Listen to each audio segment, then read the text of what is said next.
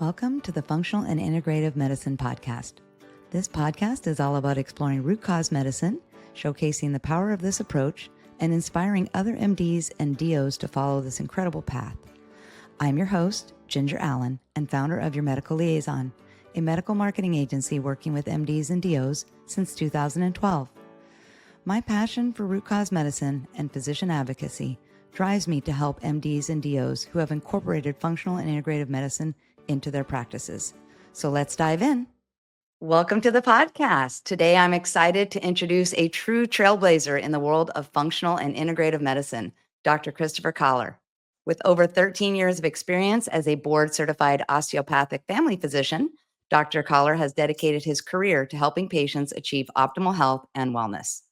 As the founder of Precision Functional Medicine near Grand Rapids, Michigan, he delivers personalized care to patients of all ages, both in person and virtually across the country. His passion for tackling complex chronic illnesses has made him a beacon of hope for countless individuals seeking answers and solutions. But Dr. Coller's impact extends far beyond his own practice. He is also the founder and CEO of Functional Health Professionals, a dynamic community that empowers health coaches, physicians, nurse practitioners, and other professionals to grow their independent practices through collaboration and shared resources. Additionally, Dr. Coller serves as the medical director for Health Bar in Grand Rapids and as a medical advisor for TrueLine Health, further demonstrating his commitment to advancing healthcare on multiple fronts. I'm thrilled to dive into his journey, his innovative approach to medicine, and his vision for the future. Let's give a warm welcome to Dr. Christopher Coller. Hi, Doc. Hi, thank you, Ginger. Pleasure to be with you. Nice to meet you as well, and thank you for being on the show. We're really excited to have you.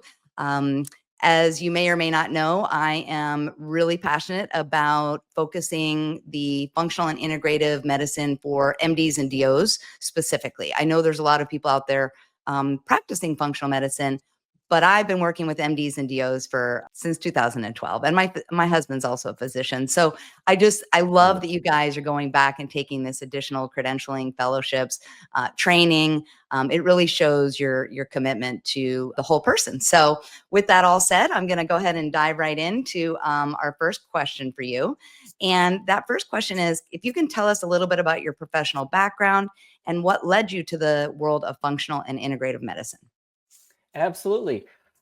So my story is a little bit unique. Many of us arrive in functional medicine usually because we have suffered some illness or a family member has contracted some condition and they just get frustrated with the healthcare system. They just don't get answers. My story is a little bit different from that in that I'm actually a second generation functional medicine doc. So I can't tell my story without telling my father's story.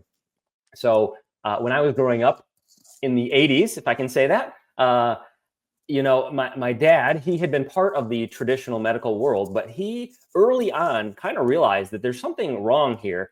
We are increasingly having patients take more and more medicines for chronic illness, kind of triaging them into specialty offices and sort of abandoning our primary care roots that should be to get people well and keep them away from the specialist. So he started interacting with some real pioneer thinkers back in the 80s who were starting to think about concepts like nutrition and gut healing and detoxification pathways, all of these sort of token classes that we take in medical school and then forget about. They were applying those concepts. And so growing up as a kid, I was sort of unknowingly in this environment where he was learning about these supplements, he's purchasing gadgets. I might go to the office with my mom because we have to deliver something to him. And I see what the staff, there's patients getting IV therapies, all this sort of thing. And growing up, I thought that's what normal doctors did. In fact, I kind of joke that I knew what probiotics were before I knew what antibiotics were. Wow. So he was a real pioneer and took a lot of flack for it. I heard the stories as I got older. But I took inspiration from him and he loved what he did. And I was curious and I thought, well, he loves what he does. Maybe I should kind of pursue this for myself.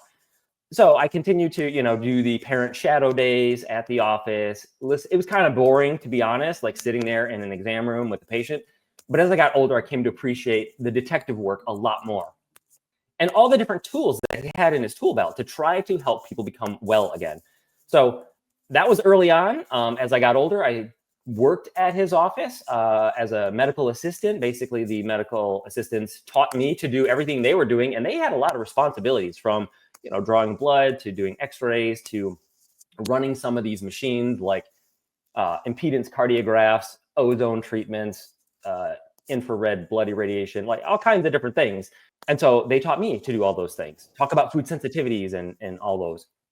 So I was on that track thinking, I love this, and I'm building relationships with staff and the patients, and this is great. This is what medicine is, right?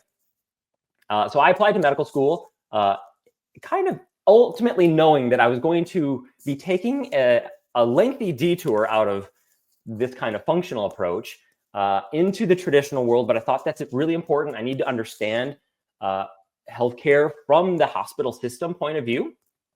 And admittedly, right, the hospital system is excellent at dealing with acute issues. They run into trouble when they deal with chronic problems. So if I'm going to be a fully, qualified and effective doctor, I kind of want to know both sides of patient care. So that was a long few years going through the traditional training, but I knew the light was at the end of the tunnel for me.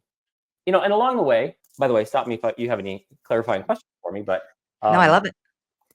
Along the way, I would kind of get side-eyed from a lot of my colleagues and mentors, because, it would eventually come out that I'm going to be working with my dad, that crazy doctor down the street.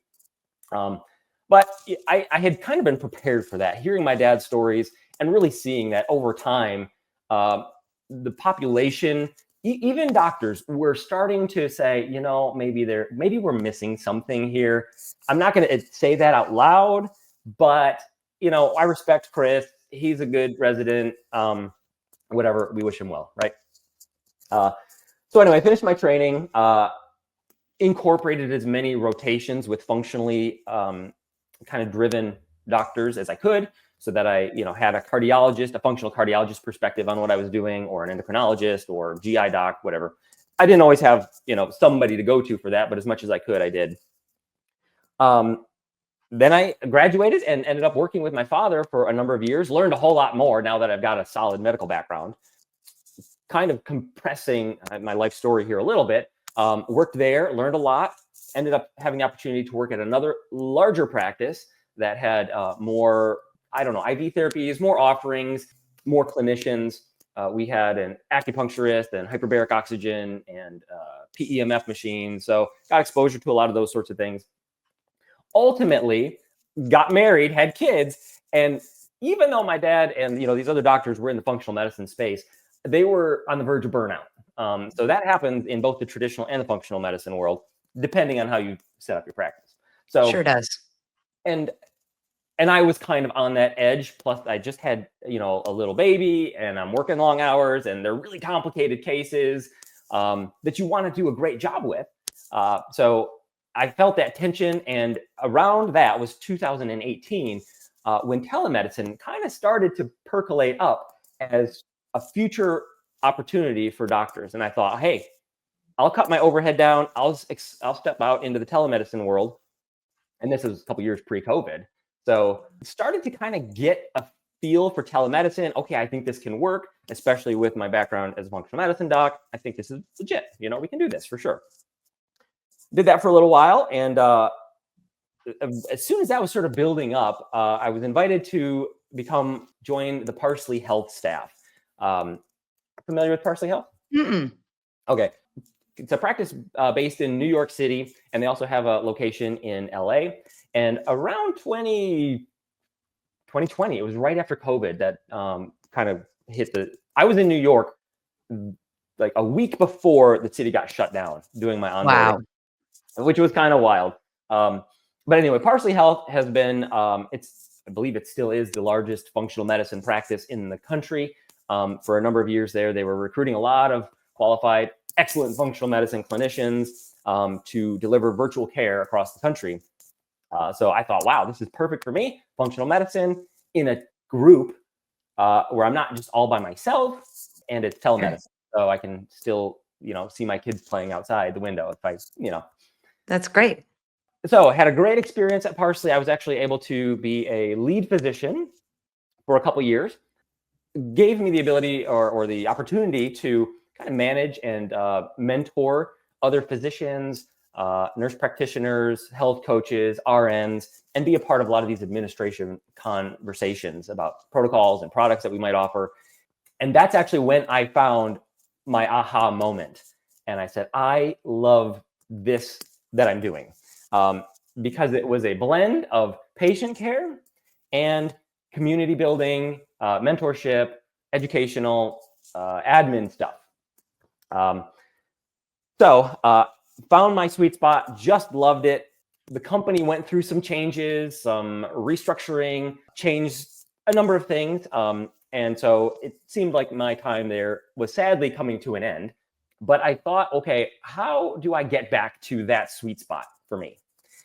And that's when it dawned on me, okay, I need to start my own practice, because meanwhile, I had, transparently, I'd been in communication with a lot of my colleagues who had been, restructured or let go. Sure. And I was asking them, what are you doing? And unfortunately, many of them were bouncing from startup to startup and sort of seeing the same pattern of contracts that get changed within 6 months.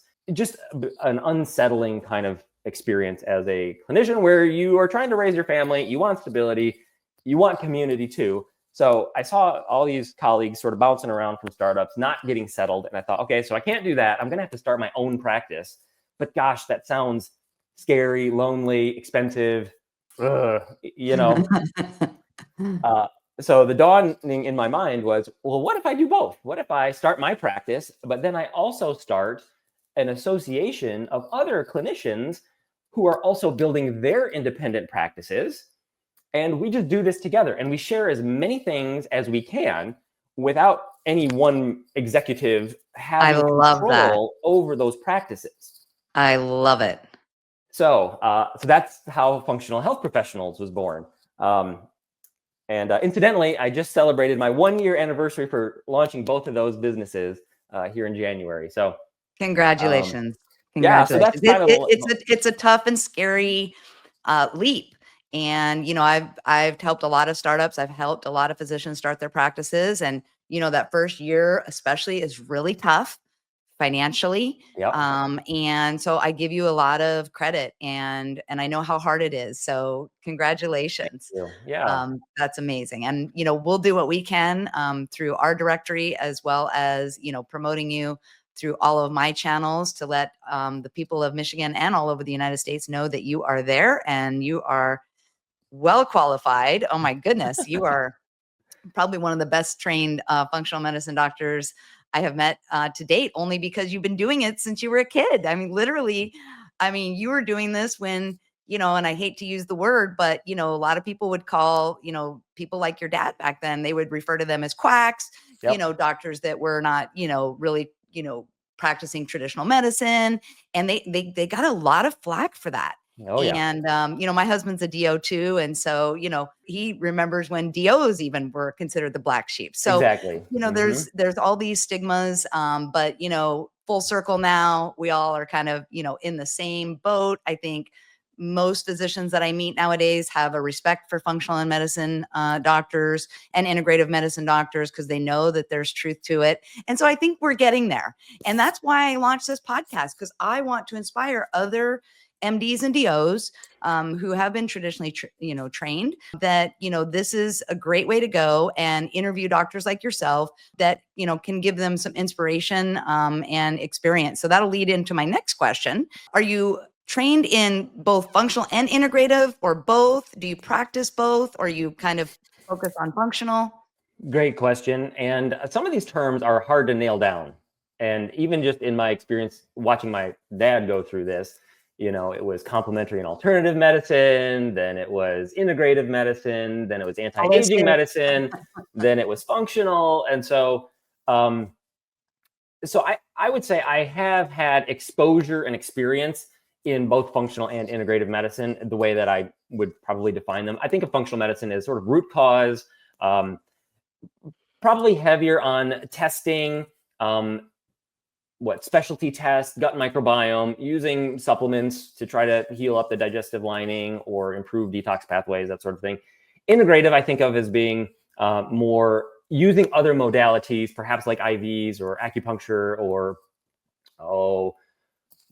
I'm going to blank on stuff. Meditation. Yep. Yeah. Well, some of these kind of blur, because I do talk with patients about mindfulness and meditation.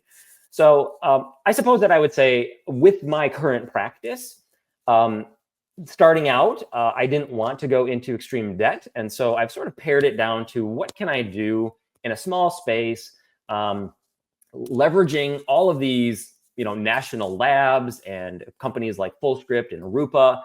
There's so many tools out there that allow you to do a lot of help and a lot of good for people without a huge $1 million building and staff and all that. So for now, I've sort of not opted to do some of those things that require space so that you can run your machines and, ancillary services, but Gotcha. I have experience in them for sure. And you already kind of shared with us that you kind of identify at root cause medicine. And I love that too. I really love, root cause, because I believe that all of that kind of encompasses root cause medicine, right? Mm-hmm. We're trying to get to the underlying issue of what's causing the symptoms. Has practicing functional and integrative medicine influenced your personal approach to health and wellness and for your family? Oh, yeah. I was going to say, I'm sure it has. Yeah. Since you kind of grew up in it. You've probably been. Of course. I mean, I appreciate my traditional background, and it does help me to triage people into people who are, this is a serious problem versus this is going to be something that we send you to the specialist and they're going to say, I don't know, take some Prilosec, or I don't know, bump up your thyroid medicine, So if I can sort of guess at what a specialist is going to say, then I use functional medicine instead, because that's really what most people need. So my family and myself included. Yeah. Can you share a story about a patient whose life has improved significantly using functional integrative approaches? Oh my goodness. I know you probably have thousands, but is there one that kind of just pick a patient, I guess I can give you a couple of just brief stories. Relatively recently, I had a female patient. I think she was about in her 30s, been having chronic, pretty debilitating right upper quadrant pain. And she had been to the GI doc. She'd had a bunch of scopes. She did all this stuff. And they tried her on this medicine, that medicine. There's no stones in her gallbladder. She doesn't have hepatitis. She doesn't have anything that's definitive. But when she comes to me, she says, they don't know what's wrong with me, but they're going to take out my gallbladder next week. And I go, okay, let's pause. Let's talk this through. Right. Tell me your story. What happened? Like, how healthy were you as a child? What kind of diet did you have? What's your sleep like? Let's go through this whole thing and decide if this makes sense. And by the end of the consultation, I said, okay, I want to run some tests. I think you've got SIBO based on what you're doing here and what you've told me. I'm going to get you on. I hate to put people on supplements on a first visit, but if you're going to have this surgery next week, I got to do something to try to avert this. Let's get you on, in this case, some choline, some phosphatidylcholine, some digestive enzymes, modify the diet a little bit, work on some vagal nerve stimulation, and cross my fingers. Is she going to get the surgery? Because her husband's frustrated. She's not getting better. And, he wants her to have a solution. Well, she ends up messaging me a couple weeks later saying, I still have my gallbladder. I canceled it and I'm doing better. I am not having that pain. And then subsequently, we ended up running those tests. We found a whole bunch of things that we needed to work on, including that positive SIBO test. So started dealing with that. And so far, so good. We saved the gallbladder, I think. That's fantastic. And then for us laymen, can you just explain to us what SIBO is? Oh, absolutely. It stands for small intestinal bacterial overgrowth. We all know about the microbiome that should populate our large intestine, pretty, trillions of bacteria in the large intestine, but the small intestine should have relatively fewer. And so due to a variety, it's thought to be due to a number of different things, from stress, from not chewing your food, to medications like the PPIs, the steroids, the antibiotics. For one reason or another, somebody starts to develop bacteria in their small intestine that shouldn't be there, leads to a lot of bloating, gas, and IBS type symptoms. Okay. Well, thank you. That's a great story. I love that. Um, I had like 3 others, but we'll keep moving. well, yeah. So, we want to, dive into some of the other things, especially since I kind of developed this show intentionally for other MDs and DOs. I want to talk to them about the practice. Yeah. So I'm sure adopting this new approach has brought challenges. What challenges have you run into with this approach to having a practice like this, and how did you navigate them? I think there's a couple things. The first one that comes to mind is just most of us are not insurance-based practices. Right. I've done that before, and it's extremely stressful. For example, my dad tried to participate with insurance because it would open up access, or presumably it should open up access to people who, maybe are unable to. They don't have the financial ability to pay for services. So he experimented with insurance, kind of worked well, but he had to have staff dedicated to fighting for every paycheck, right? Every reimbursement. And that gobbled up a big portion of the fee that they would have received. And to make matters worse, he was participating. I'm not going to name the particular policy plan, but he'd been processing these particular codes for a long time. And all of a sudden, the insurance company says, hey, we've removed that as a billable code. You owe us back pay for everything that we have paid you thus far. Oh, no. Yeah. So that turned into just this big nightmare. And I hear stories like that. And I've experienced it when I've been part of these group practices where insurance is great for certain things, but it's not, the reimbursement isn't there for somebody to sit down and put the whole story together like this patient and say, I think we need to do this, which paradoxically, a doc like me, it can be intimidating up front to pay whatever it is. But in the long run, my goodness, we save so much when we avert the surgeries and the heart disease and the insulin resistance that's been smoldering for 20 years, So I think that's a big challenge, is just the pay. And then also conveying that value, healthcare value, to a population that's sort of, what's my insurance going to pay for? And just doing it that way. I think those are the challenges. Yeah. What do you wish someone had told you when you first started practicing this way? Oh, goodness. I don't know. I feel like I was able to ask my dad most of the questions along the way. I think I had a healthy sense of this is exciting. It feeds your curiosity. There's always more to learn. It's very relational. It takes humility and persistence, but there's challenges as well, and you're going to bump up against the compensation side of things, or the insurance, or even I've got even friends who are specialists that kind of still poke at me, and they say, hey, I put a stent in their heart. You've got a harder job than I do, trying to convince people to make changes. But I say, no, I've got the better job by far. What advice would you give to other MDs and DOs that are thinking about adopting this approach to medicine? Many of us use the analogy from the Matrix of the red and blue pills. So many people are content to just keep taking the blue pill as doctors, clinicians, and sort of, just say, I'm content. I've got stability in my job. I don't care if I've got to follow these guidelines, like nobody's breathing down my neck.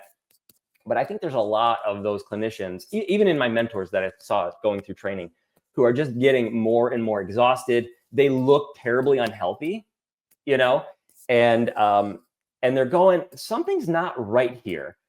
And I don't know if I want to stay in this path, which would require taking the red pill, so to speak, of accepting a potentially very unsettling new world about healthcare, and just having going back to medical school and saying, like I've been doing it this way, but now there's this whole world of biochemistry that I need to learn, and how supplements and phytonutrients and food and all this works in. But I don't know of anybody who has taken that red pill and regretted it. Oh, that's awesome. I love to hear that. All right. And then what trends in functional and integrative medicine are you most excited about now? Oh, I think there are a lot of spokespeople, podcasters. There are even certain politicians and there's awareness that's being raised, which is kind of fun. The blogs and the podcasts, they're gaining momentum. There's supplement companies. I mean, there's perhaps a dark side to this industry, just like there is to any other, but by and large, it seems like there's more awareness. People are kind of fed up. There's a generation that's arising that says, hey, I saw what happened to my parents and I don't want that. Whatever that is, I don't want it. I want to avert that problem, the heart disease, the autoimmune conditions, and all that nonsense. So I'm excited about that trend. I think technology is pretty exciting too, in terms of the wearables, the CGMs, the AI. It's cool to see collaborations happening, like with the Rupa and FullScript. So I think it's a pretty exciting time.